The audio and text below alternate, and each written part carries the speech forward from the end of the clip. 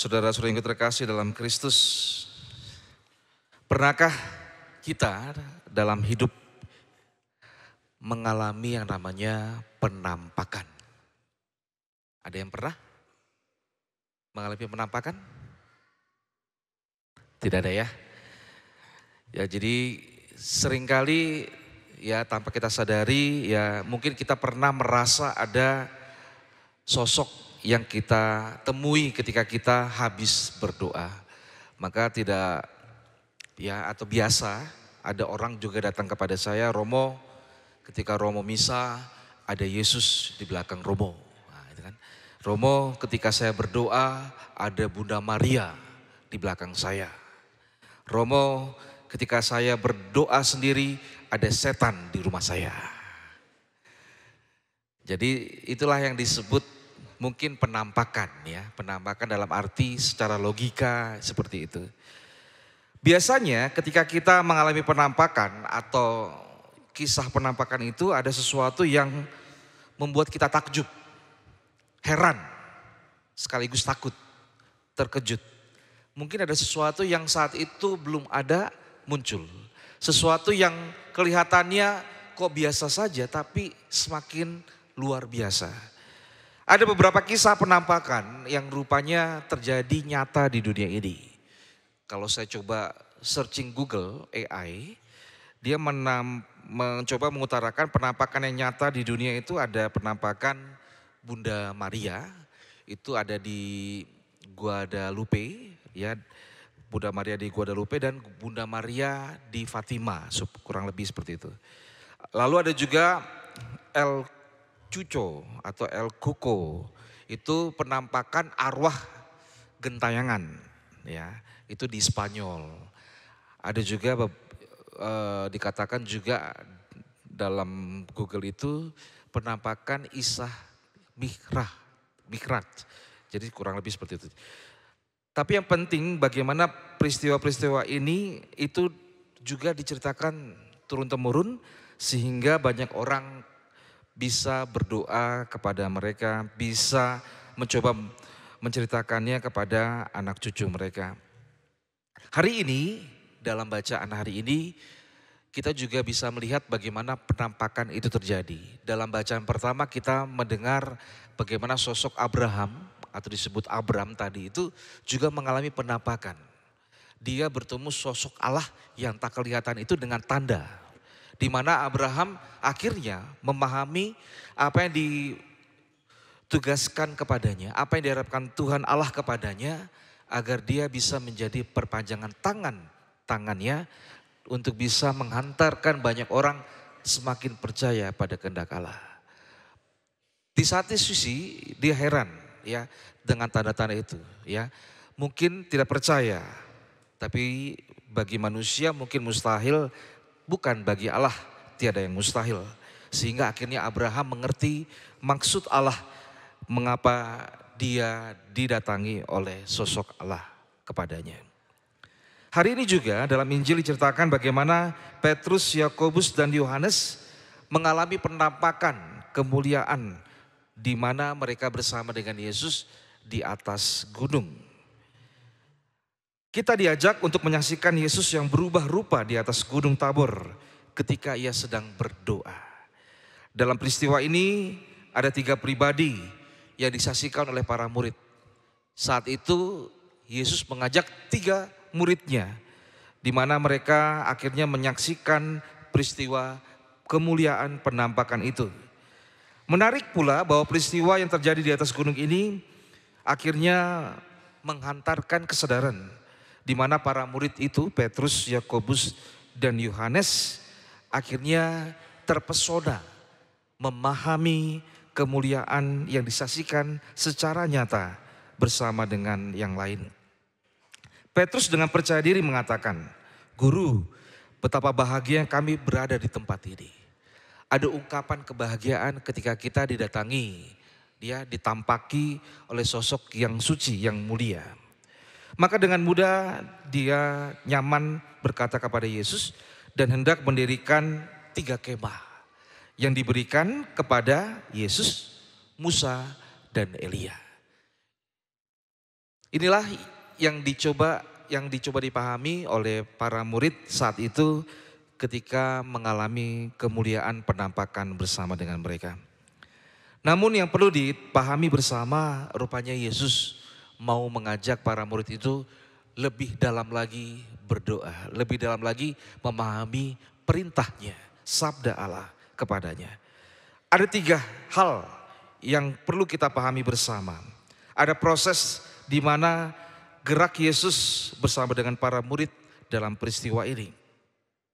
Sebelum mereka menuju ke bukit, maka ada proses di mana mereka naik ke gunung, naik ke bukit.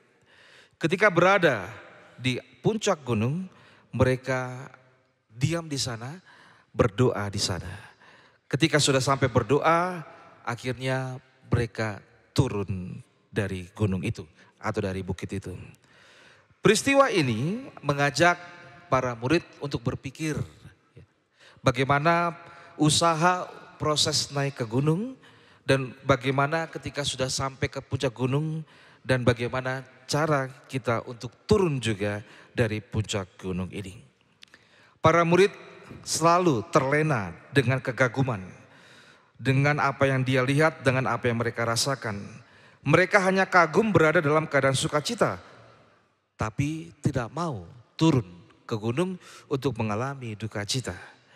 Maka Yesus mengingatkan para murid agar mereka senantiasa berdoa dengan sungguh-sungguh dan tekun melaksanakan sabda Allah itu.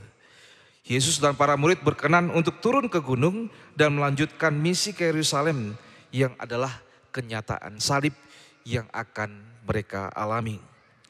Perihal keinginan Petrus untuk tetap tinggal dalam keadaan nyaman di atas gunung ini juga menjadi contoh nyata bagaimana kita sebagai manusia mungkin tanpa kita sadari lebih memilih sesuatu yang nyaman, tapi yang tidak nyaman itu kita hindari.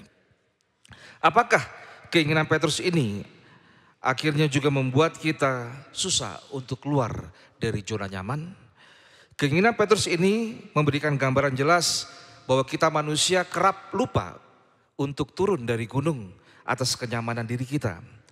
Gunung kenyamanan terwujud dalam bentuk egoisme, individualisme, kemalasan, ketidaksabaran, amarah, dengki, iri hati, keserakahan, kesombongan, kenikmatan sesaat yang menghalalkan segala sesuatu.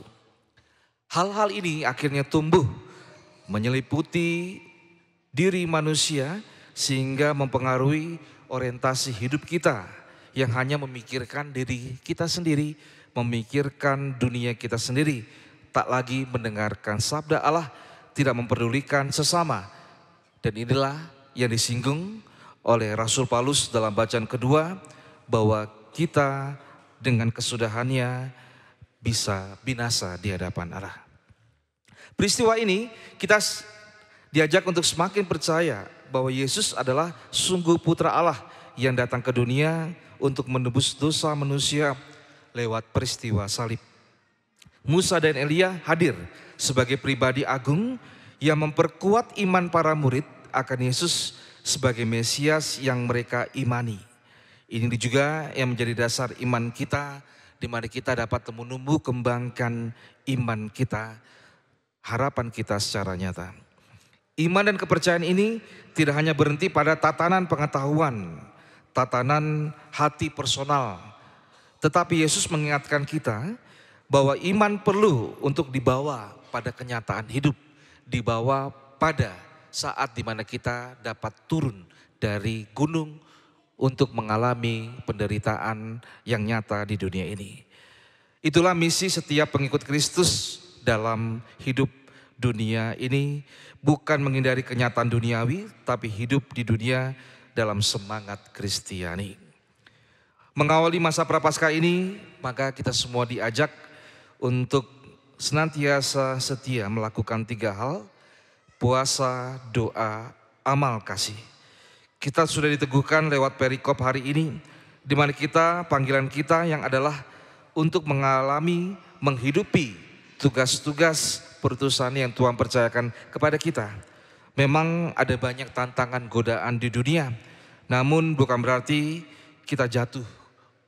Kita tidak bisa melakukan kehendak Tuhan karena tidak mau keluar dari zona nyaman. Namun demikian, kita bisa bertanya pada diri kita sendiri, apa yang bisa saya buat dalam masa Prapaskah ini agar hidup kita semakin baik di hadapan Tuhan. Maka penampakan yang kita dengar, kita lihat dalam peristiwa Sabda hari ini hendaknya juga menjadi kekuatan bagi kita untuk tidak perlu lagi menunggu kapan Tuhan datang kepada kita.